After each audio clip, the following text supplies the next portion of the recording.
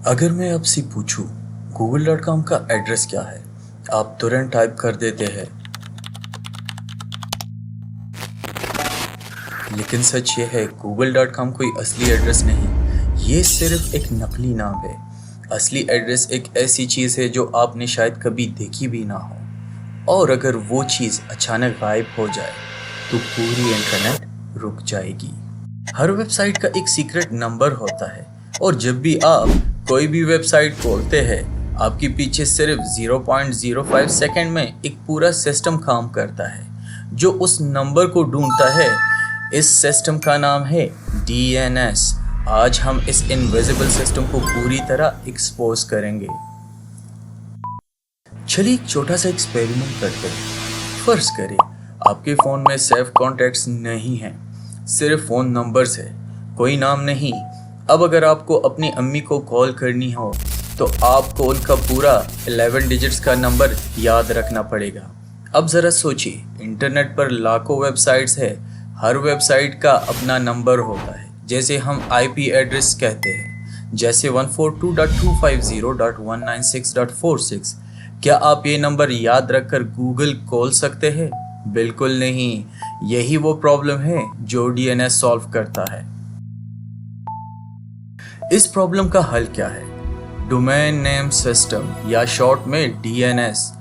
सोचो, DNS एक जिंदा सांस लेता हुआ फोन बुक है, लेकिन इतना तेज कि पूरी दुनिया के सारे नाम इसमें सिर्फ मिली सेकेंड में ढूंढे जा सकते हैं। जब आप टाइप करते हैं google.com, DNS पीछे जाकर उस नाम के अगेंस्ट असली नंबर यानी IP एड्रेस निकाल के ले आता है।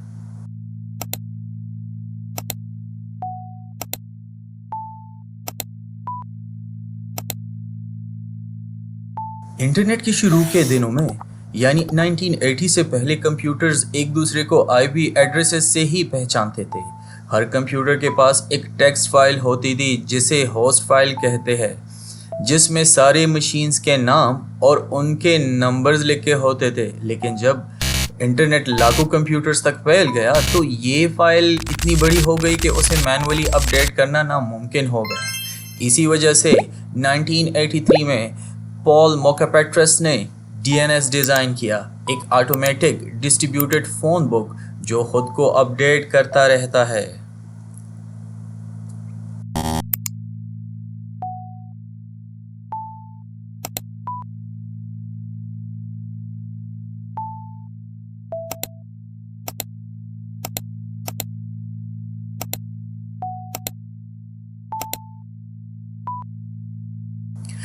DNS को समझने के लिए थोड़ा सा एक्सप्लेन करते हैं IPs को।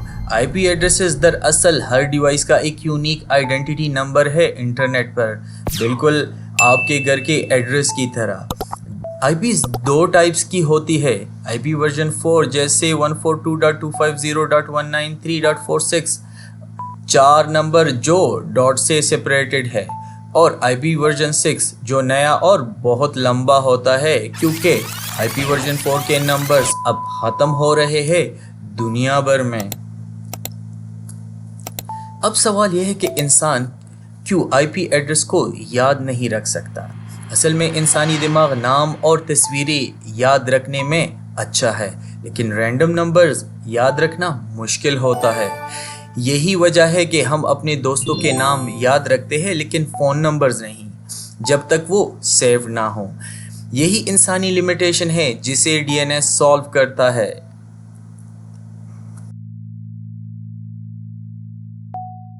चलिए अब समझते हैं the complete DNS lookup process.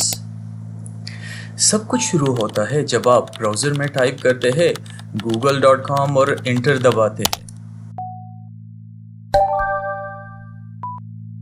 सबसे पहले ब्राउज़र खुद अपनी कैशे चेक करता है, क्या उसने ये वेबसाइट पहले कभी देखी है। बिल्कुल ऐसे जैसे आप सबसे पहले अपनी रीसेंट कॉल लिस्ट चेक करते हैं, पूरी कॉन्टैक्ट्स लिस्ट ढूंढने से पहले। लेकिन इस बार कुछ नहीं मिलता।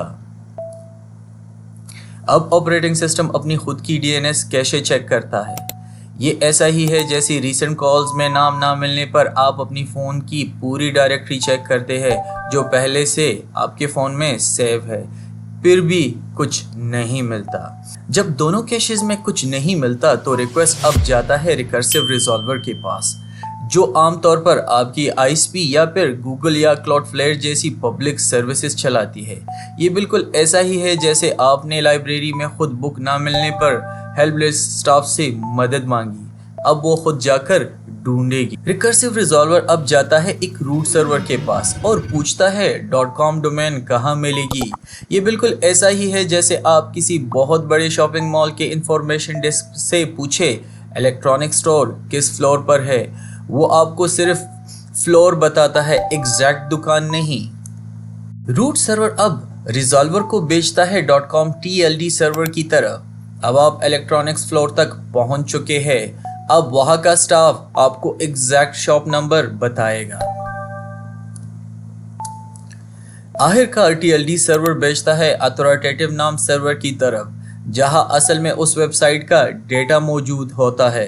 अब आप उस एग्जैक्ट दुकान तक पहुंच गए हैं जहां वो चीज वाकई मौजूद है जो आप ढूंढ रहे थे, और यहां से मिलती है असली जवाब, यानी IP एड्रेस। अब ये जवाब वापस सफर करता है अथॉरिटेटिव से TLD, फिर रूट, फिर रिकर्सिव रिजॉल्वर, फिर ऑपरेटिंग सिस्टम और फिर ब्राउजर तक, और हर जगह कैशे हो जाता है। बिल्कुल ऐसे जैसे एक दफा रास्ता मालूम होने के बाद आप उसे याद रख लेते हैं ताकि अगली मर्तबा और जल्दी पहुंचा जा सके। अब ब्राउजर के पास असली नंबर आ चुका है, वो सीधा उस IP एड्रेस पर कनेक्ट करता है और वेबसाइट लोड हो जाती है। ये पूरा सफर सिर्फ मिलीसेकंड में मुकम्मल होता है। चलिए रिकैप करते हैं। ब्राउजर से ऑपरेटिंग सिस्टम, फिर रिकर्सिव रिजॉल्वर, फिर रूट, TLD और अथॉरिटेटिव सर्वर तक, और हर जवाब कैशे हो जाता है अगली बार के लिए। याद रखिए, रूट सर्वर को हर वेबसाइट का IP एड्रेस मालूम नहीं होता, वो सिर्फ सही डायरेक्शन बताता है, और असली और फाइनल जवाब सिर्फ अथॉरिटेटिव सर्वर ही देता है। अब सोचो, अगर हर बार गूगल खोलने के लिए ये पूरे 8 स्टेप्स का सफ़र दोबारा करना पड़े तो इंटरनेट बहुत स्लो हो जाता है। इसीलिए DNS हर लेवल पर अपना जवाब कैशे रखता है, थोड़ी देर के लिए। ब्राउज़र कुछ मिनट्स के लिए कैशे करता है, लेकिन ऑपरेटिंग सिस्टम कुछ मिनट से लेके कुछ घंटों तक, राउटर कुछ घंटों तक, और दूसरी तरफ ISP कुछ घंटों से लेके कुछ दिनों तक। इसका मिसाल ऐसा है कि रेस्टोरेंट किचन जो पहले से पॉपुलर डिश थोड़ी क्वांटिटी में बनाकर रखते हैं ताकि हर ऑर्डर पर दोबारा से ना बनानी पड़े।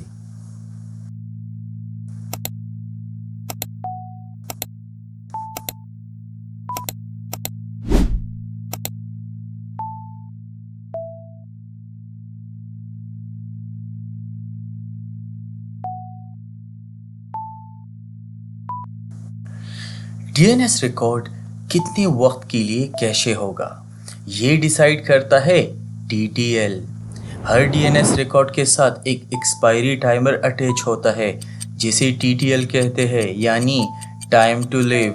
ये बताता है कि ये कैशेड जवाब कितनी देर तक वैलिड रहेगा, उसके बाद दोबारा फ्रेश लुकअप ज़रूरी हो जाता है।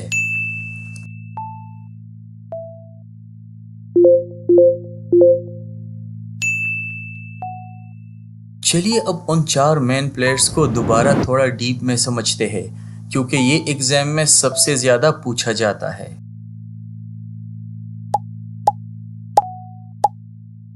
सबसे पहले रिकर्सिव रिजॉल्वर, मतलब डिटेक्टिव जो पूरी सर्च खुद करता है। इसका टेक्निकल रोल है queries other servers on the client behalf. दूसरा है रूट सर्वर, मतलब गाइड जो सही डायरेक्शन बताता है। इसका टेक्निकल रोल में आता है direct queries to appropriate TLD server. इसके बाद नंबर आता है TLD सर्वर का, मतलब फ्लोर मैनेजर जो एक्सटेंशन मैनेज करता है। टेक्निकल रिस्पॉन्सिबिलिटी है manages domain under specific TLD। और आखिर में अथॉरिटेटिव सर्वर, फाइनल आंसर वाला, holds actual DNS record for a specific domain।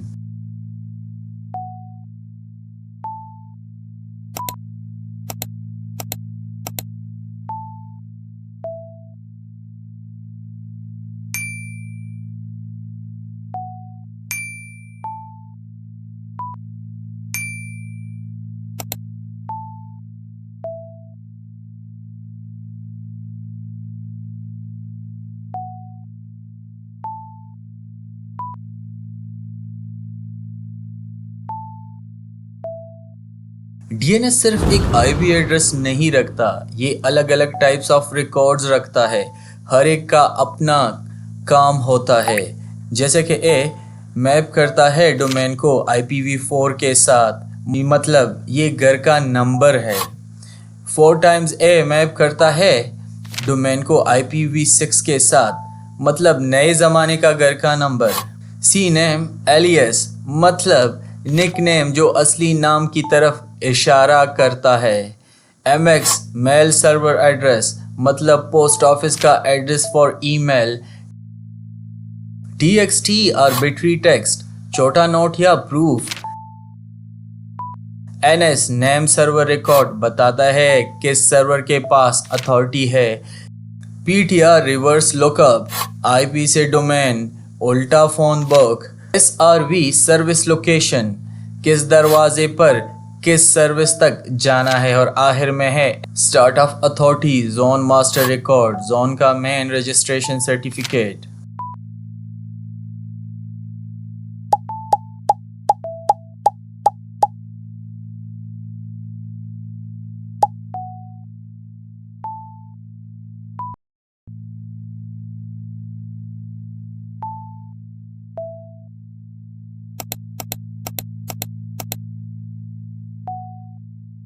इनके अलावा कुछ और इम्पोर्टेंट डीएनएस कॉन्सेप्ट है जो अक्सर एग्जाम और इंटरव्यूज में पूछे जाते हैं। जैसे रिवर्स डीएनएस, आईपी एड्रेसेस से डोमेन नाम ढूंढना, जैसे कॉलर आईडी जो नंबर से नाम बताती है।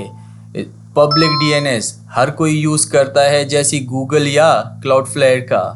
प्राइवेट डीएनएस सिर्फ एक ऑर्गेनाइजेशन के अंदर यूज़ होता है, इंटरनल सर्वर्स के लिए।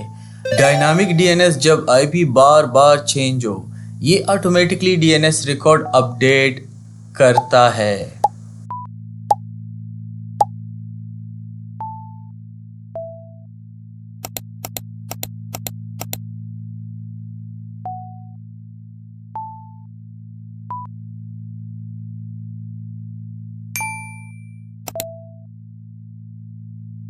अब एक दिलचस्प लेकिन खतरनाक टॉपिक, डीएनएस पर अटैक्स कैसे होते हैं। पहला है डीएनएस स्पूफिंग। हैकर झूठा जवाब भेज देता है ताकि यूज़र को गलत वेबसाइट पर भेज दिया जाए।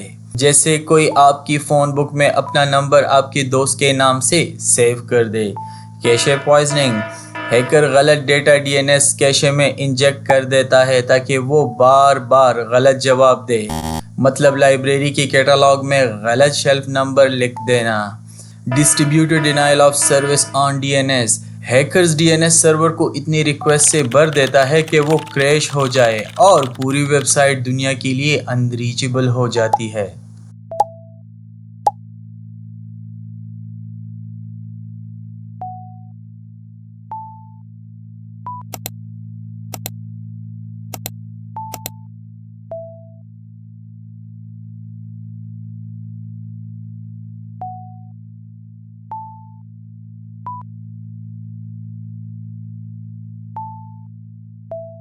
खुशकिस्मती से डीएनएस को सिक्योर करने के भी कुछ तरीके हैं। पहला है DNS security extension. Digital signature के जरिए ये कंफर्म करता है कि जवाब असली और अनटच है, जैसे सील एनवलप जिस पर ऑफिशियल स्टैम्प लगा हो। DNS over HTTPS, DNS queries को इनक्रिप्ट करके बेचता है, जैसे नॉर्मल वेबसाइट ट्रैफिक, जैसे अपनी बात एक बंद लिफाफे में भेजना इंस्टेड ऑफ पोस्ट कार्ड पर लिखकर। तीसरा है डीएनएस ओवर TLS, बिल्कुल DOS जैसा, लेकिन इनक्रिप्शन का अलग तरीका यूज करता है।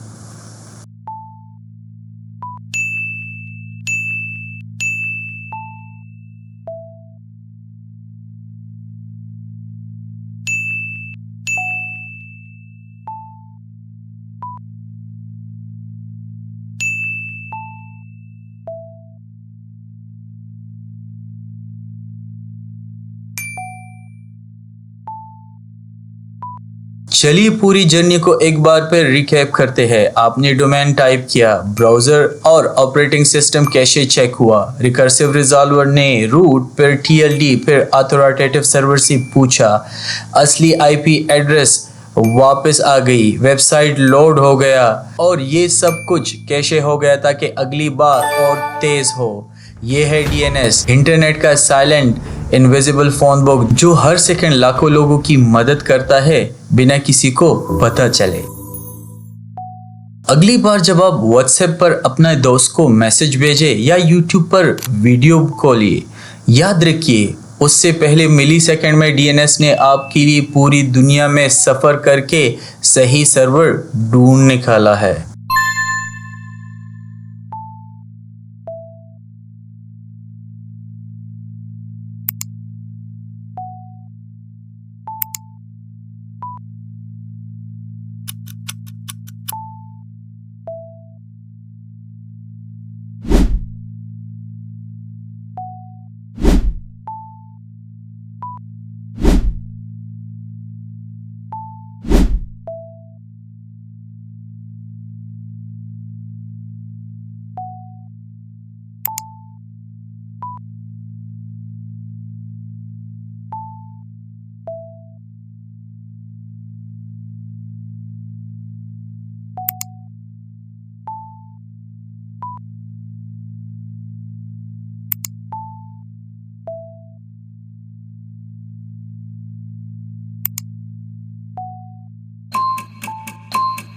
लेकिन सवाल ये है, जब डीएनएस आपको सही आईपी एड्रेस दे दे उसके बाद क्या होता है?